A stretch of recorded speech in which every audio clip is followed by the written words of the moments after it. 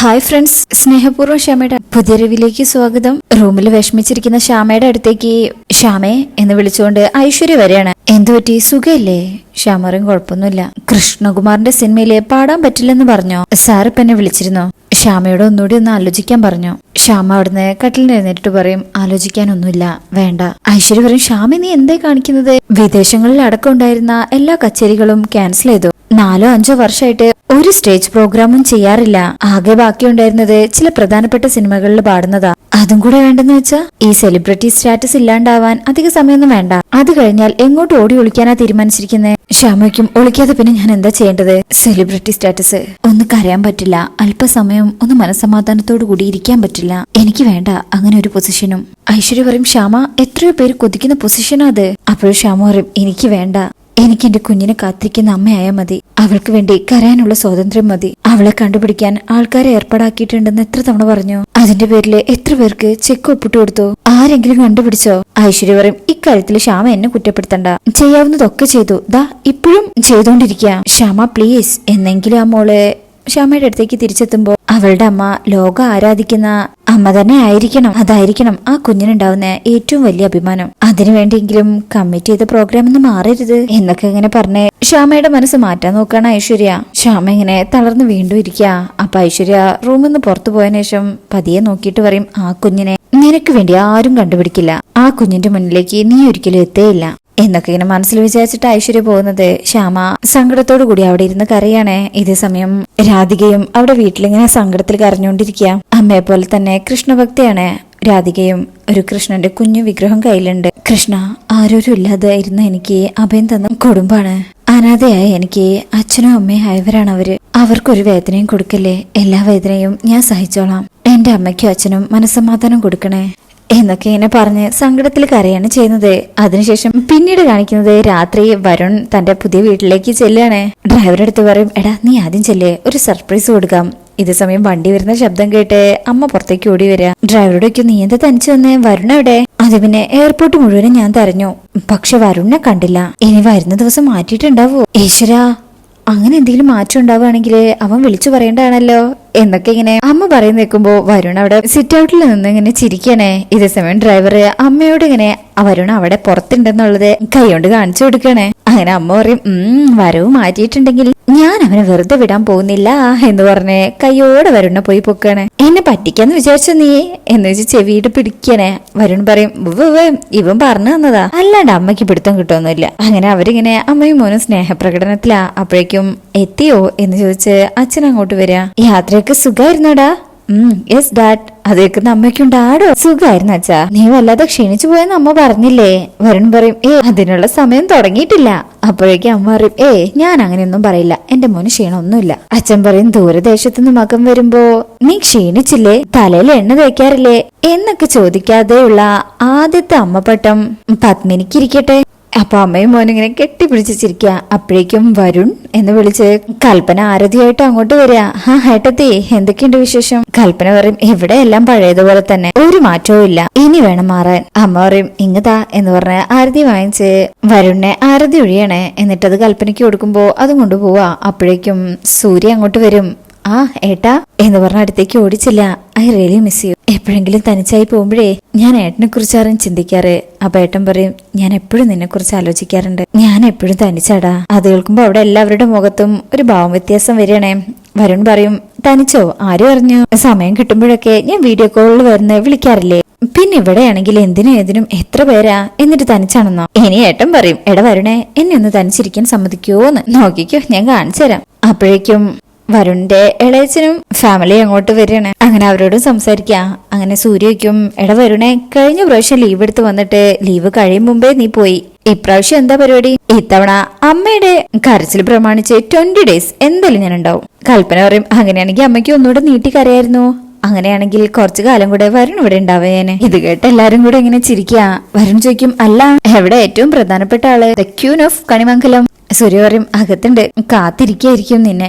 അപ്പൊ ഓക്കെ, കണിമംഗലത്തെ മഹാറാണിയെ കൂടി ഒന്ന് കണ്ടിട്ട് നമ്മൾ തകർക്കും എന്ന് പറഞ്ഞു റൂമിലേക്ക് പോവാണ്. റൂമിൽ കട്ടിലുണ്ടാവും, സാരി കൊണ്ട് തലയൊക്കെ ഇങ്ങനെ പൊതച്ചിരിക്കുന്നേ. മുത്തശ്ശി എന്ന് വിളിച്ച് വരുൺ ഓടിച്ചെന്ന് കെട്ടിപ്പിടിക്കുമ്പോഴേക്കും ദാ കിടക്കുന്ന രണ്ടും താഴെ.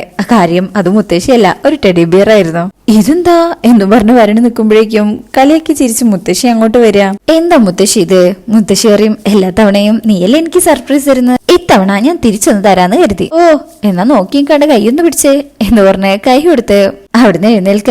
അയ്യോ എന്റെ നടു ഒടിഞ്ഞേ എന്ന് പറഞ്ഞിങ്ങനെ നിൽക്കുമ്പോ മുത്തശ്ശി ചിരിക്ക. അപ്പോഴേക്കും വരുൺ മുത്തശ്ശിയെ കോരിയെടുത്ത് വട്ടം ചുറ്റുക. എന്നെ താഴെ നിർത്തടാ എന്ന് പറഞ്ഞു മുത്തശ്ശി ബഹളാണേ. ഹോ ഈ ചെക്കന്റെ ഒരു കാര്യം എന്റെ തല ഇറങ്ങി. മുത്തശ്ശി ഇടയ്ക്കൊക്കെ ഇതാവാ, അതൊക്കെ പോട്ടെ, നീ തനിച്ചേ ഉള്ളൂ?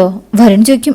അല്ലാണ്ട് പിന്നെ? മുത്തശ്ശി പറയും, ഞാൻ കരുതി നീ വരുമ്പോ നിന്റെ ഫോറിൻ ഗേൾഫ്രണ്ട് കൂടി ഉണ്ടാവുന്ന. വരുൺ പറയും, ഇങ്ങനെ വേണം മുത്തശ്ശിമാരായാലും. എന്തൊരു വിപ്ലവ.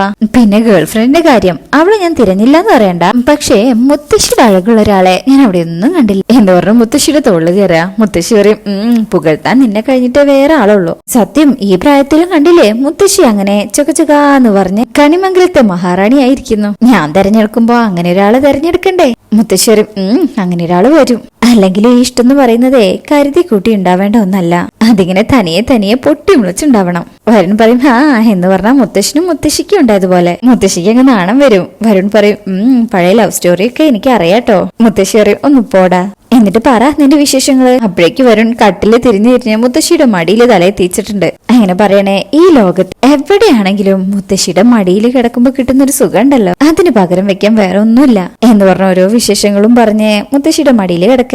ശേഷം പിന്നീട് കാണിക്കുന്നത് ഇപ്പോ രാത്രി ഒരുപാട് വൈകി. നമ്മുടെ പ്രിയ എപ്പോഴാണ് വീട്ടിലേക്ക് വരുന്നത്? പേടിച്ചുകൊണ്ടാ അകത്തേക്ക് കയറുന്നത്. പതിയെ ഡോർ തുറന്ന് അകത്ത് കയറുക. ഡോർ അടയ്ക്കുന്നതും പെട്ടെന്നൊരു വെളിച്ചം വരെയാണ്. അച്ഛൻ അവിടെ ഹാളിൽ തന്നെ ഉണ്ടായിരുന്നു. ലൈറ്റ് ഇടുക. എവിടെയായിരുന്നു ഇതുവരെ? പ്രിയ പേടിക്കുന്നുണ്ട്. അച്ഛൻ ചോദിക്കും, ചോദിച്ചു കേട്ടില്ലേ? അതച്ഛാ എന്ന് പറഞ്ഞു തുടങ്ങുമ്പോഴേക്കും അച്ഛൻ പറയും, കള്ളം പറയരുത്. അപ്പോഴേക്കും പ്രിയേ എന്ന് വിളിച്ച് യശോദ വന്നിട്ട് പറയും, നീ കാരണം ഈ കുടുംബം അപമാനിക്കപ്പെട്ടു. നാട്ടുകാർ മുഴുവൻ രാധികയുടെ നേർക്ക് വിരൽ ചൂണ്ടി. എന്നിട്ടിപ്പോ പതുങ്ങി പതുങ്ങി കയറി വന്നിരിക്കുക. എവിടെയായിരുന്നടി നീ? അമ്മേ, ഞാൻ പൂജയ്ക്ക് പോകാൻ തയ്യാറായതാ.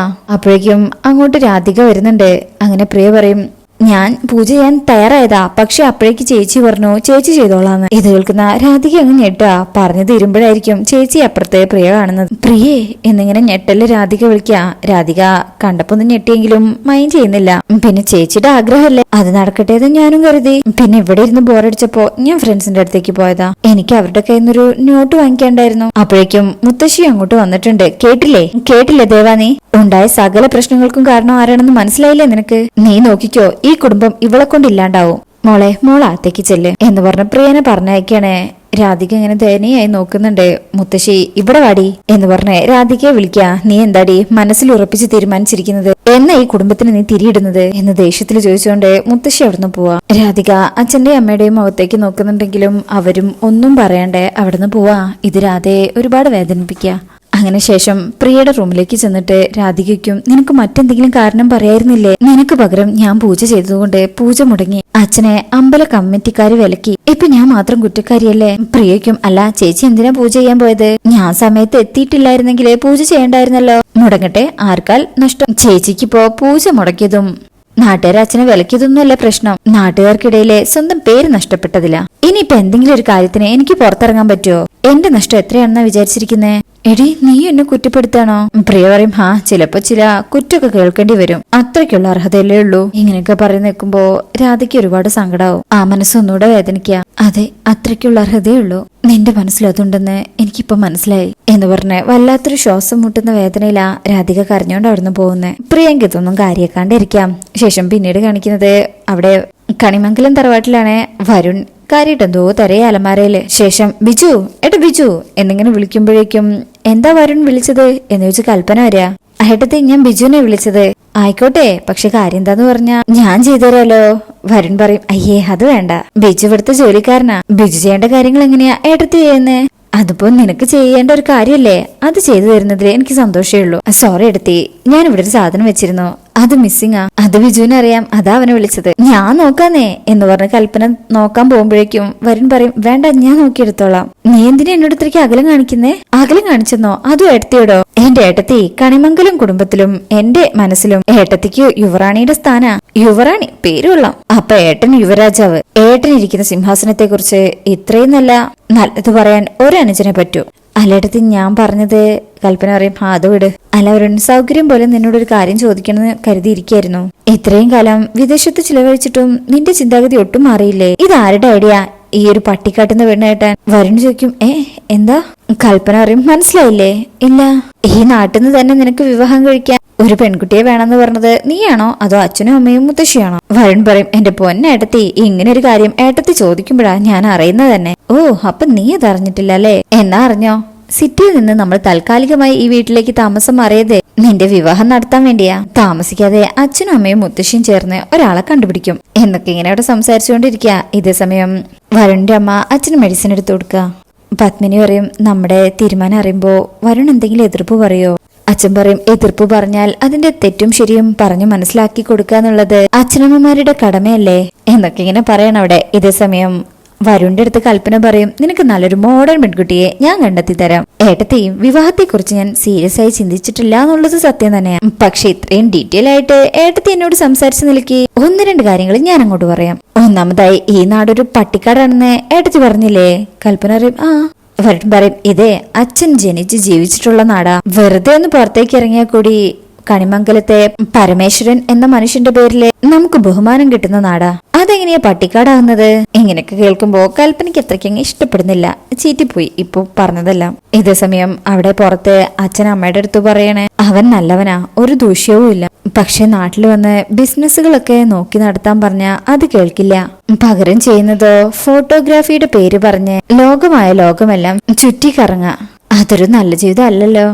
പത്മിനി പറയും, അവന് നല്ലവളായൊരു പെണ്ണ് വേണം, സൂര്യക്ക് സംഭവിച്ചതുപോലെ ആവരുത്. വരുൺ അവിടെ കൽപ്പനയോട് പറയും, പിന്നെ വിവാഹം കഴിക്കുന്ന പെൺകുട്ടി നാടനാവണോ മോഡേൺ ആയിരിക്കണോ, എവിടെ ജനിച്ചു, എന്ത് വസ്ത്രം ധരിക്കുന്നു, അതിലൊന്നും അല്ലല്ലോ കാര്യം. രണ്ടുപേരുടെയും മനസ്സുകൾ തമ്മിൽ കണക്ട് ആവേണ്ടേ? എന്നെ സംബന്ധിച്ച് ഈ വിവാഹ ജീവിതം എന്ന് പറഞ്ഞാ വിവാഹം കഴിഞ്ഞാലും രണ്ടുപേർക്കിടയിൽ എന്തൊക്കെ സംഭവിച്ചു കഴിഞ്ഞാലും അതിൽ നിന്നും സന്തോഷം കണ്ടുപിടിക്കാനുള്ള മാനസികാവസ്ഥ ഉണ്ടായിരിക്കണം. ഇതേ സമയം അച്ഛൻ അവിടെ പറയണേ, ദാമ്പത്യം ഒരു താലികെട്ടിലാണെന്ന് കരുതുന്ന ഒരുപാട് പേരുണ്ട്.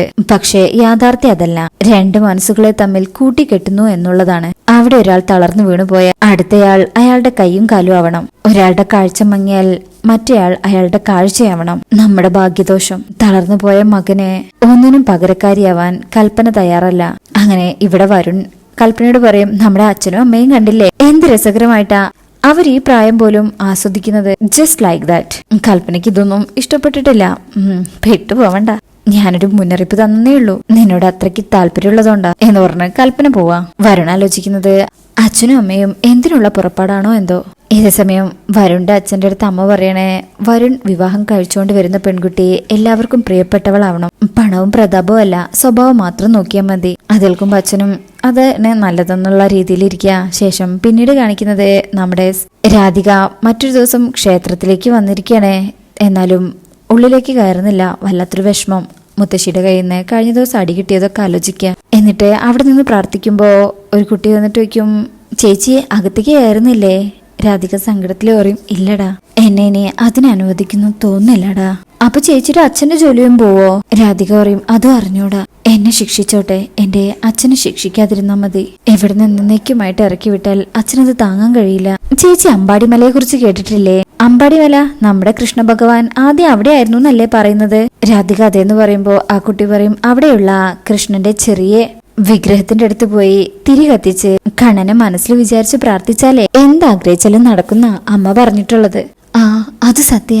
പക്ഷെ അങ്ങോട്ട് കയറി പോവാൻ വലിയ പാടാ ചേച്ചി. അടുത്തോട്ട് എത്തുമ്പോഴേക്കും മൃഗങ്ങളൊക്കെ ഉണ്ടെന്നാ പറയുന്നത്. ഇല്ലായിരുന്നെങ്കിൽ ചേച്ചി അവിടെ പോയി തിരി കത്തിച്ചാൽ മതിയായിരുന്നു. ചേച്ചി ആഗ്രഹിക്കുന്നതൊക്കെ നടന്നേനെ. രാധിക പറയും, ഞാൻ പോവും. കയറാൻ എത്ര ബുദ്ധിമുട്ടാണെങ്കിലും ആ മല ഞാൻ ചവിട്ടി കയറും. ജലപാനം പോലും ഇല്ലാതെ മല കയറി ഞാൻ ശ്രീകൃഷ്ണ ഭഗവാന്റെ അടുത്തെത്തും. ആ നടയിലെ തിരി തെളിയിക്കുക തന്നെ ചെയ്യും. ഇത് സത്യം എന്നിങ്ങനെ പറയുന്നത് കാണിച്ചുകൊണ്ടാ ഈ എപ്പിസോഡ് കഴിയുന്നത്. പിന്നെ അടുത്ത പ്രൊമോയും കൂടെ വന്നിട്ടുണ്ട്. അതിലുള്ളത് രാധിക അമ്പാടിമല കയറുന്നതാണ്. അങ്ങനെ മലയുടെ മുകളിലെത്തി തിരി തെളിയിക്കുന്നുണ്ട്. ഭഗവാനോട് പ്രാർത്ഥിക്ക, ഈ ജീവൻ അങ്ങേക്കെടുക്കാം, എന്നെ സ്നേഹിച്ചവർക്കാർക്കും ഒരു ദോഷവും വരുത്തരുത് എന്നൊക്കെ ഇങ്ങനെ കരഞ്ഞു പ്രാർത്ഥിക്കുകയാണ്. ശേഷം പിന്നീട് കാണിക്കുന്നത് ശ്യാമ അശ്വതിയോട് പറയും, ഉള്ളിന്റെ ഉള്ളില് ഒരു തോന്നലുണ്ട്, എവിടെയെങ്കിലും ഒരു അനാഥാലയത്തില് എന്റെ മോള് വളരുന്നുണ്ടാവും. ഇതൊക്കെ കേൾക്കുമ്പോ അശ്വതിക്ക് വല്ലാത്തൊരു വിഷമം തോന്നാ. ഇതേ സമയം രാധിക അവിടെ ഭഗവാനോട് പറയണേ, ഞാൻ എന്നെ തന്നെ ഭഗവാന് സമർപ്പിക്കുക എന്ന് പറഞ്ഞിങ്ങനെ തൊഴുത് നിൽക്കുമ്പോഴേക്കും രാധിക ബോധം കെട്ട് വീഴണേ. ഒരുപാട് ദൂരം നടന്നതല്ലേ, അതുകൊണ്ടായിരിക്കാം. എന്തായാലും ഇങ്ങനെയൊക്കെയാണ് ഈ പ്രൊമോയിൽ കാണിക്കുന്നത്. അപ്പോൾ ഈ എപ്പിസോഡ് പ്രൊമോ റിവ്യൂ ഇഷ്ടപ്പെട്ടിട്ടുണ്ടെങ്കിൽ ചാനൽ എല്ലാവരും ഒന്ന് ലൈക്ക് ചെയ്ത് സബ്സ്ക്രൈബ് ചെയ്ത് സപ്പോർട്ട് ചെയ്തേക്കണേ. താങ്ക്